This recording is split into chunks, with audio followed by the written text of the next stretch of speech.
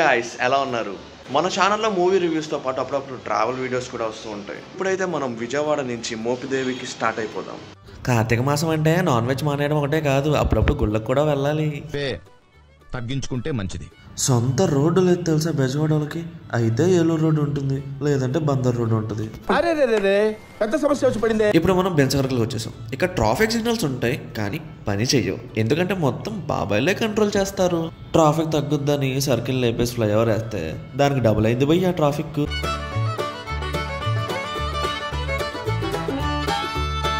ఒక చక్రం చుట్టిన తర్వాత తదుపరి చక్రం ఎన్టీఆర్ సర్కిల్. ఆ ఇంటర్ రోజుల్లో బస్ స్టాప్లో ప్రకృతి అందాలు చూడడానికి వచ్చేవాళ్ళం. అదే బస్సు ఎక్కడానికి వచ్చేవాళ్ళం. మెల్లమెల్లగా పడమటి నుంచి రామలింగేశ్వర నగర్ రోడ్లోకి వచ్చేసాం. ఇదే యనమల కుదురు శివాలయం. ఇది కారకట్ట ఎక్స్ప్రెస్ వే. ఒకవైపు కృష్ణానది, ఇంకోవైపు పిల్ల కాలువలు. జనరల్ గా ఇది ఒక షార్ట్ డిస్టెన్స్, అలాగే టోల్ గేట్స్ కూడా ఉంటాయి. కానీ మధ్య మధ్యలో గంటలో స్పీడ్ బ్రేకర్లో ఉంటాయి. అయినా ఈ గోలంతా మనకెందుకు? సేఫ్ గా వెళ్తా, టోల్ గేట్ పైసలు కడతా అంటే మచిలీపట్నం హైవే వైపు వెళ్ళిపో, అదే బెస్ట్ రూట్. ఎలాగో రెండిట్లకి ట్రావెల్ టైం ఒకటే, కొంచెం మనకి 2 hours పడుతుంది. డిస్టెన్స్ వచ్చేసి కారకట్ట అయితే 70 kilometers వస్తుంది, అదే నువ్వు హైవే నుంచి వెళ్తే 100 kilometers అవుతుంది. ఇలాంటి తేగలు మొక్కజొన్న కండలు చూస్తే బండి ఆటోమేటిక్గా ఆగిపోయింది.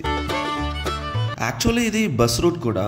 టువర్డ్స్ అవనిగడ్డ వెళ్ళే కారకట్ట ఎక్స్ప్రెస్ అన్నీ ఈ రోడ్ నుంచి వెళ్తాయి. అటు ఇటు పచ్చని చెట్లు, మధ్య మధ్యలో చిన్న చిన్న ఊర్లు. భలే ఉండిద్ది ఈ రోడ్డు, హాయిగా ప్రశాంతంగా. ఒకప్పుడు ఈ రోడ్డు చాలా ఖాళీగా ఉండేది, కానీ ఈ మధ్య ట్రాఫిక్ కూడా మెల్లమెల్లగా పెరిగింది భయ్య.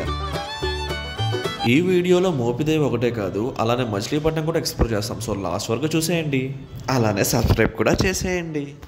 అలా జర్నీ సాగి పోతా ఉంటే మనకు అప్పుడు సైన్ బోర్డ్ కనబడుతుంది, లెఫ్ట్ అని తీసుకోండి మోపిదేవి టెంపుల్ కని. ఇవన్నీ షార్ట్ కట్స్, పల్లెటూర్లు అన్నీ చుట్టేయాలి కదా మరి.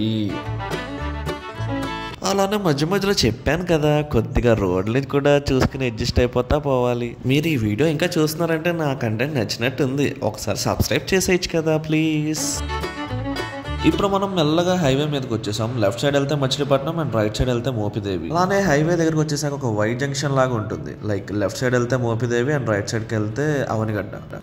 మోపిదేవి శ్రీ సుబ్రహ్మణ్యేశ్వర స్వామి దేవస్థానానికి స్వాగతం. కూడా చిన్న చిన్న లాడ్జెస్ అండ్ హోటల్స్ కూడా ఉన్నాయి. ఇది మోపిదేవి బస్ స్టాండ్ అనమాట.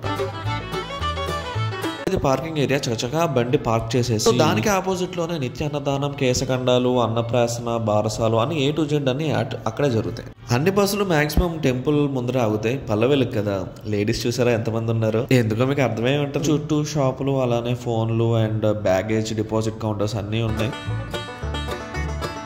ఇది అంతరాలయం దర్శనం అంతా అయిపోయిన తర్వాత బయటకు వచ్చి తీసిన వీడియో. ఈ మోపిదేవి దేవాలయం అంటే చాలా పవర్ఫుల్ దేవాలయం. పెళ్లి, ఇతర కోరికలకు ముడుపులు, అలానే సంతానం కోసం అయితే ఉయ్యాల కడతారు.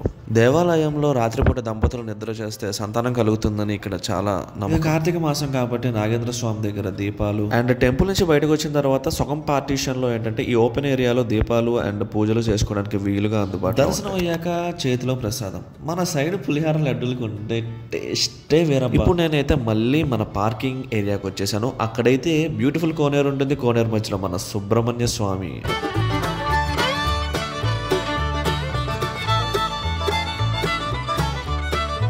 ఇందాక నేను చెప్పినట్టు కారకట్ట రోడ్ని ఎక్స్ప్లోర్ చేశాను. ఇప్పుడు మనం రిటర్న్లో మచిలీపట్నం నుంచి ఎలా ఉంటుందో రూట్ చూసేద్దాం. ఇది ఎలాగో నేషనల్ హైవేనే కాబట్టి నీట్గా కూల్గా బాగానే ఉంది. మిత్రమా, ఇప్పుడు నా జర్నీ విజయవాడ వైపు కాదు, మచిలీపట్నం కూడా ఎలా ఉంటుందో చూడాలి కదా మరి. ఎలాగో లంచ్ టైం అయిపోయింది, సో మచిలీపట్నం మొత్తం ఎక్స్ప్లోర్ చేసేయలేను, కానీ 2 places మాత్రం విజిట్ చేస్తాను. మచిలీపట్నం సర్కిల్ ఎంటర్ అవ్వగానే రైట్ సైడ్ మనకి అప్సరా బాదం పాలు ఉంటాయి, చాలా ఫేమస్ గురు. లంచ్ టైం అయ్యింది, ప్యూర్ వెజ్ రెస్టారెంట్స్ గురించి సెర్చ్ చేస్తుంటే రామయ్య మెస్ కనపడింది. సో సింపుల్గా బాగానే ఉంది, 130 rupees ఈచ్ మీల్. ఇప్పుడు మనం మచిలీపట్నం నుంచి కొద్దిగా ముందరకు వస్తే చిలకలపూడి పాండురంగస్వామి దేవాలయంకి అయితే వచ్చాము. ఈ టెంపుల్ లోకి ఎంటర్ అవ్వగానే ఆ గోపురం అయితే బాగా నచ్చేసింది అబ్బా. జనరల్ గా టెంపుల్ కి భక్తితో వస్తారు, కానీ భక్తితో పాటు ఆ ఆర్కిటెక్చర్ కూడా చూసి పండరీపురంలో ఉన్న పాండురంగస్వామి ఆర్కిటెక్చర్ ఎలా ఉంటుందో అలానే ఇక్కడ గోపురం అండ్ విఠల్ అదే విగ్రహం కూడా అలానే ఉంటుంది.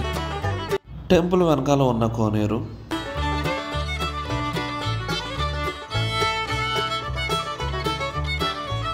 ఇది అంతరాలయం. లోపలైతే నించున్న విఠల్ విగ్రహం అయితే చాలా అద్భుతంగా ఉంది.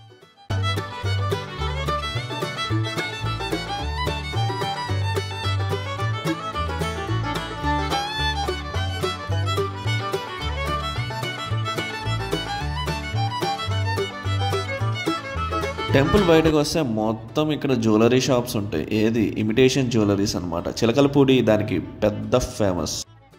మన బీసన్ రోడ్లో ఎలా హడావుడి ఉంటుందో ఇక్కడ ఈ షాపింగ్ ఏరియా మొత్తం ఫుల్ హడావుడి ఉంది భయ్య. ఇది చెప్పా కదా ఇమిటేషన్ జ్యువెలరీకి ఫేమస్ అని. నేను ఇప్పుడు చిలకలపూడి వరకు వచ్చానంటే నెక్స్ట్ నా డెస్టినేషన్ ఏంటో గెస్ట్ చేయండి. అదిగోండి మాటల్లోనే చిలకలపూడి రైల్వే స్టేషన్ అయితే వచ్చేసింది. ఇప్పుడు రైల్వే స్టేషన్ క్రాస్ చేసి ఇంకా ముందరికి వెళ్తున్నాను నేను. ఇది అండర్ కన్స్ట్రక్షన్లో ఉన్న మన మచిలీపట్నం పోర్ట్. లోపలికి చాలా దూరం ఉంది, కన్స్ట్రక్షన్ జరుగుతున్నట్టుంది. మనల్ని ఎలా చేయరు భయ్యా. సో చిలకలపూడి అంటున్నాడు, రైల్వే స్టేషన్ దాటేశాడు, అలానే పోర్ట్ చూసేశాడు. సో వీడేంటి బీచ్కి వెళ్తున్నాడా అంటే ఎస్, ఇప్పుడు మనం బీచ్కి వెళ్ళిపోదాం. సో రీసెంట్గా మన అమరావతి బీచ్ ఫెస్ట్ జరిగింది కదా, సో అదే ఆర్కిటెక్చర్ ఇంకా వదిలేశారు అనమాట. సో వెల్కమ్ ఆర్చ్ లాగా మనం బండి వేసుకుని అలా బీచ్ దగ్గర వరకు వెళ్ళిపోవచ్చు. బీచ్ లోకి ఎంటర్ అవ్వగానే మన బైక్స్ రెడీగా ఉన్నాయి. అనేది ఎక్కేది, నన్ను కూడా ఎక్కువ అని గుర్రం కూడా ఉంది. ఒక చిన్న మైనస్ ఏంటంటే ఇది బ్లాక్ శాండ్, మట్టి అండ్ వాటర్ కూడా కొద్దిగా మట్టి మట్టిగా అనిపిస్తుంది. ప్రతి బీచ్ ఒకలా ఉంటే దాని ప్రత్యేకత ఏముంటది? మన మంగినపూడి బీచ్ కి ప్రత్యేకత ఏదో ఒకటి ఉండాలి కదా.